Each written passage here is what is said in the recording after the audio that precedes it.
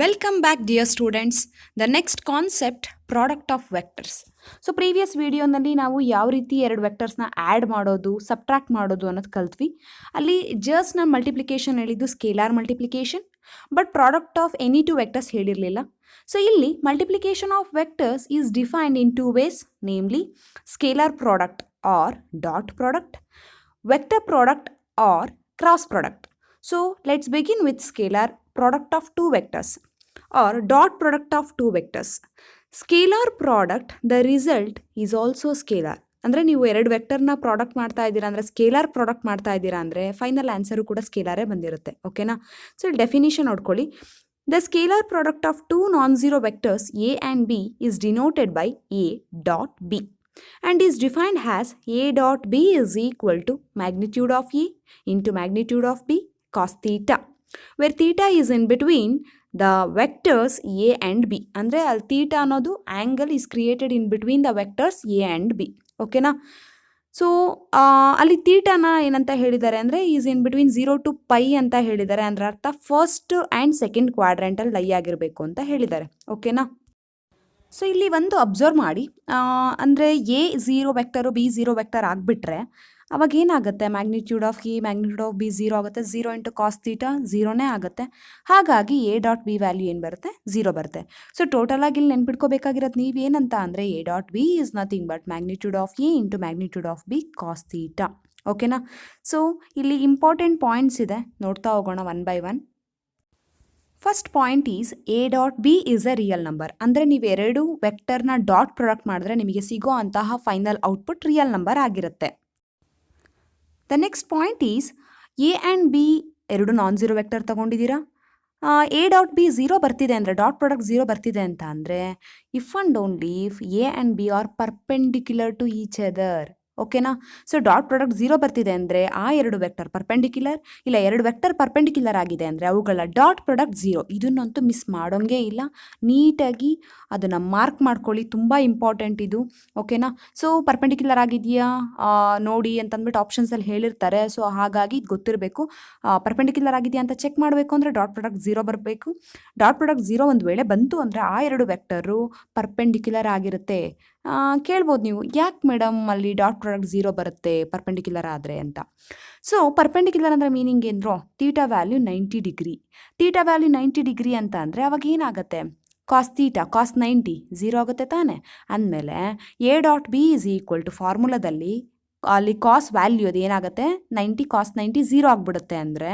So A dot B value 0 into anything is zero ಅಂದಮೇಲೆ A dot B zero ಬರುತ್ತೆ. ಓಕೆನಾ? ಅದಕ್ಕೋಸ್ಕರ ಎರಡು ವೆಕ್ಟರು ಪರ್ಪೆಂಡಿಕ್ಯುಲರ್ ಆಗಿದೆ ಅಂತ ಅಂದರೆ ಅದರರ್ಥ ಅವುಗಳ ಡಾಟ್ ಪ್ರಾಡಕ್ಟ್ ಝೀರೋ ಆಗಿರುತ್ತೆ. ಓಕೆನಾ? ಸೊ ನೆಕ್ಸ್ಟ್ ತೀಟಾ ವ್ಯಾಲ್ಯೂ 90 ಡಿಗ್ರಿಗೆ ಆಯಿತು. ಇವಾಗ ತೀಟಾ ವ್ಯಾಲ್ಯೂ ಝೀರೋ ಆಗಿಬಿಟ್ರೆ ಡಾಟ್ ಪ್ರಾಡಕ್ಟ್ ಏನಾಗುತ್ತೆ, ಸೊ ಅವಾಗ ಕಾಸ್ 0 ತೀಟಾ ವ್ಯಾಲ್ಯೂ ಝೀರೋ ತಾನೇ ತಗೊತಿರೋದು ಇವಾಗ. ಓಕೆ, ಕಾಸ್ ಝೀರೋ ಅಂತ ಅಂದರೆ 1 ತಾನೆ. ಸೊ ಹಾಗಾಗಿ ಎ ಡಾಟ್ ಬಿ ಫಾರ್ಮುಲಾದಲ್ಲಿ ನೀವು ಸಬ್ಸ್ಟಿಟ್ಯೂಟ್ ಮಾಡಿದಾಗ ಅದ್ರ ವ್ಯಾಲ್ಯೂ 1 ಅಂತ ಅಂದಮೇಲೆ A dot B is equal to magnitude of A into magnitude of B ಬರುತ್ತೆ. ಓಕೆನಾ? ಸೊ ಅದೇ ರೀತಿ ಇಫ್ ತೀಟಾ ಏನಾದರೂ ಪೈ ಆದರೆ ಅಂದರೆ 180 ಡಿಗ್ರಿ ಆದರೆ ವಾಟ್ ಈಸ್ ಕಾಸ್ 180 -1 ಅಲ್ವಾ. ಹಾಗಾಗಿ ಎ ಡಾಟ್ ಬಿ ಏನಾಗುತ್ತೆ, minus magnitude of A into magnitude of B ಆಗುತ್ತೆ. ಅರ್ಥ ಆಯ್ತಾ? ಸೊ ಟೋಟಲ್ ಆಗಿ 3 ವ್ಯಾಲ್ಯೂಸ್ ಆಫ್ ತೀಟಾ ತೊಗೊಂಡ್ವಿ. ಒಂದು 90 ಡಿಗ್ರಿ, ಒಂದು 0 ಡಿಗ್ರಿ, ಒಂದು ಪೈ. ಸೊ ಕಾಸ್ 90 ಈಸ್ 0, ಹಾಗಾಗಿ A dot B 0. Next cos 0 is 1, ಹಾಗಾಗಿ A dot B magnitude of A into magnitude of B.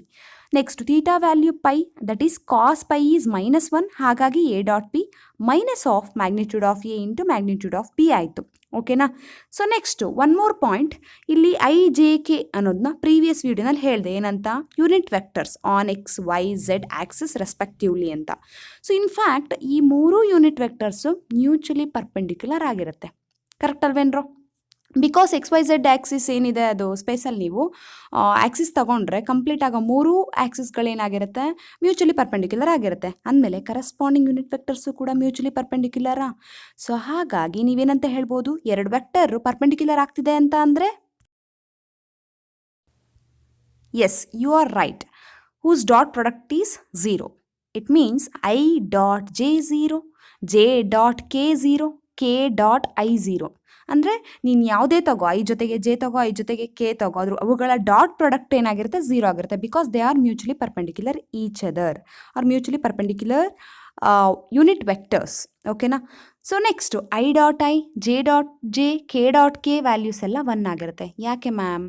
i.i, j.j, k.k ಅಂದರೆ ಅದಕ್ಕೆ ಅದೇ ತಗೊಳ್ತಿದ್ದೀರಾ ಅಂದರೆ ತೀಟಾ ವ್ಯಾಲ್ಯೂ ಏನು, 0.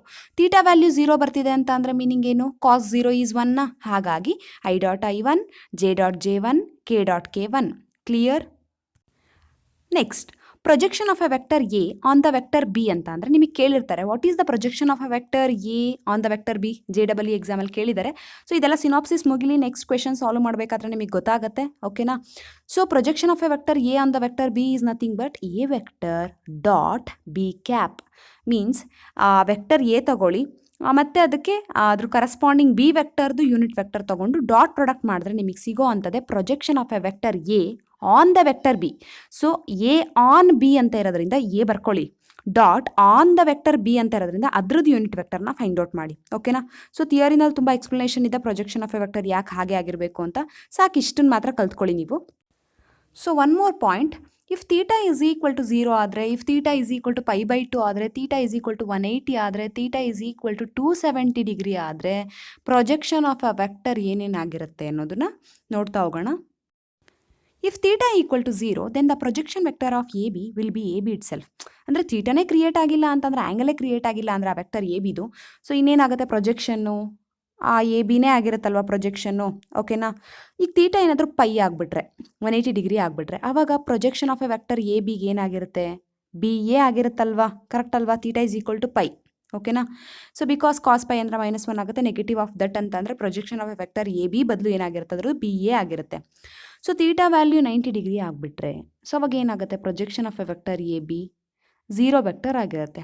ಬಿಕಾಸ್ ಕಾಸ್ 90 0 ಅಲ್ವಾ. ಹಾಗಾಗಿ ನಿಮಗೆ ಎ ಡಾಟ್ ಅಂದರೆ ಪ್ರೊಜೆಕ್ಷನ್ ಅಂತ ಅಂದ್ರಲ್ಲಿ a dot b find out ಮಾಡಲೇಬೇಕಲ್ವೇನ್ರೋ. ಹಾಗಾಗಿ ಥೀಟಾ 0 ಆದರೆ ಆ ಪ್ರೊಜೆಕ್ಷನ್ನು ಅದೇನು ಕೊಟ್ಟಿರ್ತಾರೋ ವೆಕ್ಟರ್ ಅದೇ ಆಗಿರುತ್ತೆ. ಪೈ ಆದರೆ ಅದ್ರದ್ದು ಉಲ್ಟಾ ಆಗಿರುತ್ತೆ. 90 ಮತ್ತು 270ಗೆ projection of a vector will be 0 vector. Clear? Next, triangle inequality, Cauchy Schwarz inequality. Triangle inequality ಏನು ಹೇಳುತ್ತೆ, for any two vectors A and B we always have magnitude of a plus b is less than or equal to magnitude of a plus magnitude of b. ಇದು ಯಾಕೆ ಬೇಕು madam ಅಂತ ಕೇಳೋರಿಗೆ, so which of the following is true, ಅಥವಾ statement ಯಾವುದು true ಆಗಿದೆ ಯಾವುದು falls ಆಗಿದೆ ಅನ್ನೋದಕ್ಕೆ ಈ ಥರ ಇನ್ಇಕ್ವಾಲಿಟೀಸ್ ಕೊಟ್ಟಿರ್ತಾರೆ. ಸೊ ಗೊತ್ತಿರಲಿ ನಿಮಗೆ ಟ್ರಯಾಂಗಲ್ ಇನ್ಇಕ್ವಾಲಿಟಿ. ಇದನ್ನು ನೀವು ಎನ್ಗೆ ಕೂಡ ಎಕ್ಸ್ಟೆಂಡ್ ಮಾಡಬಹುದು. So what I mean is n ವೆಕ್ಟರ್ಸ್ಗೆ ಅಂದರೆ A1 vector, A2 vector, so on AN vector ಅಂತ ತಗೊಂಡ್ರೆ the magnitude of A1 plus A2 so on up to AN vector is less than or equal to magnitude of A1 plus magnitude of A2 plus so on plus magnitude of AN ಅಂತ conclude ಮಾಡ್ಬೋದು. ಓಕೆನಾ. Next, Cauchy Schwarz inequality ಏನು ಹೇಳುತ್ತೆ ಅಂತ ಅಂದರೆ, for any two vectors A and B we always have the magnitude of A dot B is less than or equal to magnitude of A into magnitude of B. ಓಕೆನಾ. So ಎರಡಕ್ಕೂ compare ಮಾಡಿದ್ರೆ ಅಲ್ಲಿ plus sine ಇದೆ, ಇಲ್ಲಿ into sine ಇದೆ. ಓಕೆನಾ. ಅಂದರೆ multiplication ಇದೆ ಇಲ್ಲಿ. ಓಕೆನಾ. ಸೊ ಅರ್ಥ ಆಗಿದೆ ಅಂತ ಅಂದ್ಕೊಂಡಿದ್ದೀನಿ. ನೆಕ್ಸ್ಟ್, ಸೊ ಕೆಲವೊಂದು ಕ್ವೆಶನ್ ಇರುತ್ತೆ, 2 ವೆಕ್ಟರ್ನ ಕೊಟ್ಬಿಟ್ಟು ಅಥವಾ 3 ವೆಕ್ಟರ್ಸ್ನ ಕೊಟ್ಬಿಟ್ಟು ಕೊಲಿನಿಯರ್ ಆಗುತ್ತಾ ಇಲ್ವಾ ನೋಡಿ ಅಂತ. ಸೊ ಥಿಯರಿನಲ್ಲಿ ಮ್ಯಾಕ್ಸಿಮಮ್ ಕೇಳ್ತಾರೆ, ಬಟ್ CET-ನಲ್ಲಿ ಸಿಂಪಲ್ ಕ್ವೆಶನ್ಸ್ಗೆ ಕೇಳಿರ್ತಾರೆ. ಸೊ ಅದಕ್ಕೆ ಕಂಡೀಷನ್ ಏನು, ಯಾವಾಗ ನಾವು 3 ಪಾಯಿಂಟ್ಸ್ ಅಥವಾ 3 ವೆಕ್ಟರ್ಸ್ನ ಕೊಲಿನಿಯರ್ ಅಂತ ಹೇಳಬಹುದು ಅನ್ನೋದಕ್ಕೆ. ಈಗ ನಾನು ಟ್ರಯಾಂಗಲ್ ಇನ್ಇಕ್ವಾಲಿಟಿ ಹೇಳಿದ್ನಲ್ಲ, ಅದೇನಾದರೂ ಇನ್ಇಕ್ವಾಲಿಟಿ ಹೋಗಿ ಈಕ್ವಾಲಿಟಿ ಆಗಿಬಿಟ್ರೆ, ಅಂದರೆ ಈಕ್ವಲ್ ಅಂತ ಬಂದುಬಿಟ್ರೆ, ಸೊ ಆವಾಗ ನಾವು ಆ 3 ವೆಕ್ಟರ್ಸ್ನ ನಾವು ಕೊಲಿನಿಯರ್ ಅಂತ ಹೇಳ್ತೀವಿ. That is if it satisfy the condition the vector AC is equal to AB plus the vector BC, means the magnitude of AB plus magnitude of BC vector, if it is equal to magnitude of the vector AC, then we say that ABC, the 3 vectors are collinear.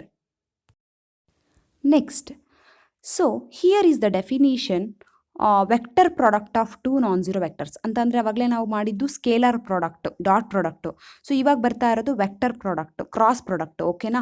So definition ಏನು ಹೇಳುತ್ತೆ, the vector product of 2 nonzero vectors A and b is denoted by a cross b and it is defined as a cross b vector is equal to magnitude of A into magnitude of b sine theta into N cap. So ಅಲ್ಲಿ ಎರಡಕ್ಕೂ compare ಮಾಡಿಕೊಂಡ್ರೆ ಅಲ್ಲಿ cos theta ಇತ್ತು, ಇಲ್ಲಿ sine theta ಜೊತೆಗೆ N cap ಬೇರೆ ಇದೆ. ಓಕೆನಾ. ಸೊ ಏನು ಹೇಳುತ್ತೆ ಎನ್ ಕ್ಯಾಪ್, ನೋಡೋಣ.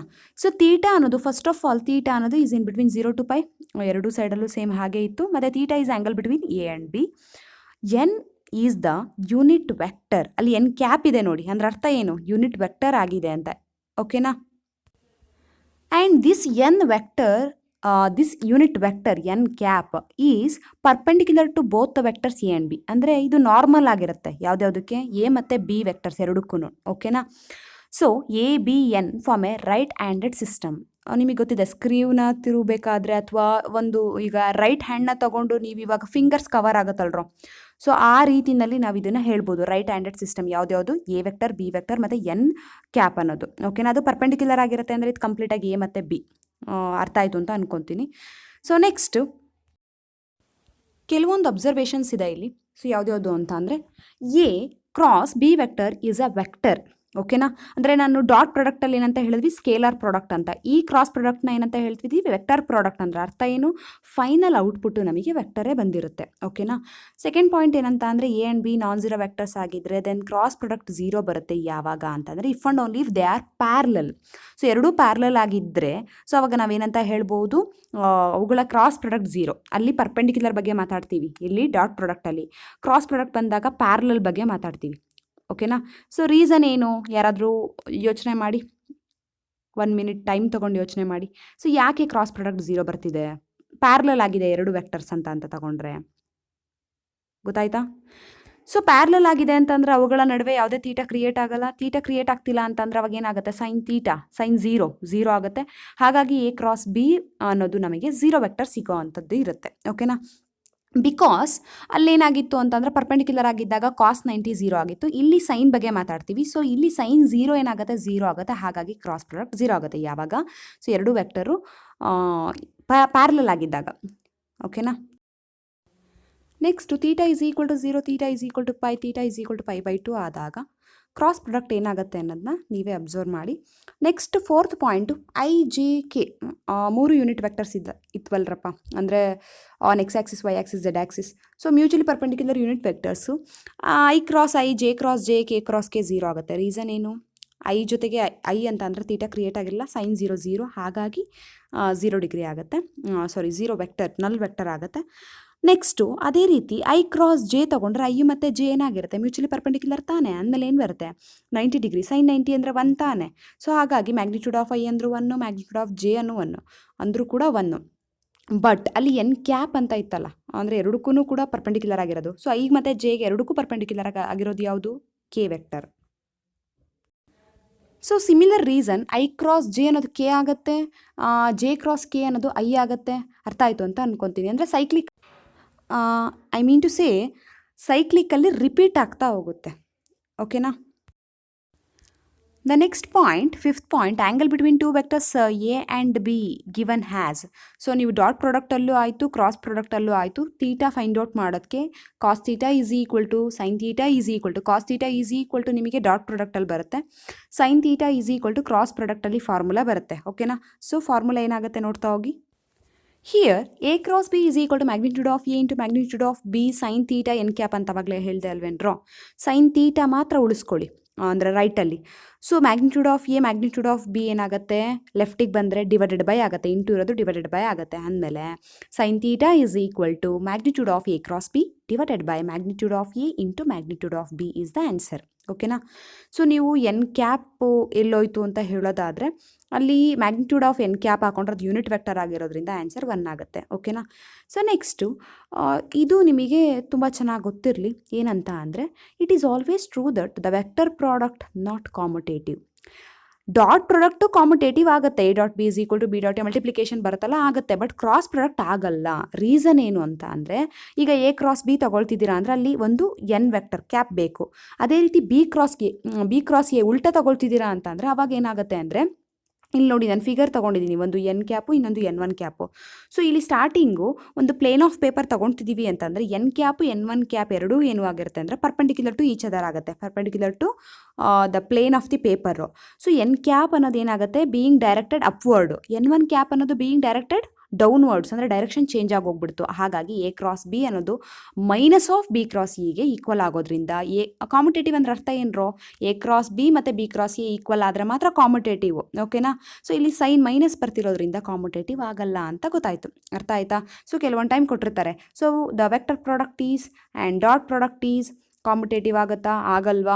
ಸೊ ಆ ಥರದ್ದು ಕೆಲವೊಂದು ಸ್ಟೇಟ್ಮೆಂಟ್ ಇರುತ್ತೆ. ಹಾಗಾಗಿ ನಿಮಗೆ ಈ ಸಿನಾಪ್ಸಿಸ್ ಬೇಕಾಗೇ ಆಗುತ್ತೆ. ಓಕೆನಾ.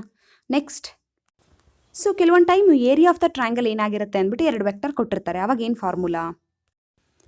The formula is area of the triangle is equal to half of the magnitude of A cross b. So ಈ ಕ್ರಾಸ್ ಪ್ರಾಡಕ್ಟ್ ಏನಕ್ಕೆ ಯೂಸ್ ಆಗ್ತಿದೆ ಅಂದರೆ area of the triangle find out ಮಾಡೋಕ್ಕೆ, area of the parallelogram find out ಮಾಡೋಕ್ಕೆ, angle between 2 ವೆಕ್ಟರ್ಸ್ನ find out ಮಾಡೋಕ್ಕೆ use ಆಗುತ್ತೆ. So area of the triangle formula ಗೊತ್ತಾಯ್ತು ಅಂದರು. What is A and b? Adjacent sides of a triangle. ಓಕೆನಾ. So next a and b represents adjacent sides of a parallelogram ಆಯಿತು ಅಂತ ಅಂದರೆ what is the area of the parallelogram ಅಂದರೆ it is the magnitude of A cross b. ಓಕೆನಾ. So okay, ನಿಮ್ಗೆ ಇಲ್ಲೊಂದು doubt ಬರುತ್ತೆ. Dot product ಮಾಡಬೇಕಾದ್ರೆ ನಿಮಗೆ ಏನಂತ ಹೇಳಿದೆ, I dot i, j dot j, k dot k 1 ಆಗುತ್ತೆ, ಮಿಕ್ಕಿದೆಲ್ಲ 0 ಆಗುತ್ತೆ. ಸೊ ಅದು ಈಸಿ ಡಾಟ್ ಪ್ರಾಡಕ್ಟ್ ಮಾಡೋದು. ಓಕೆನಾ.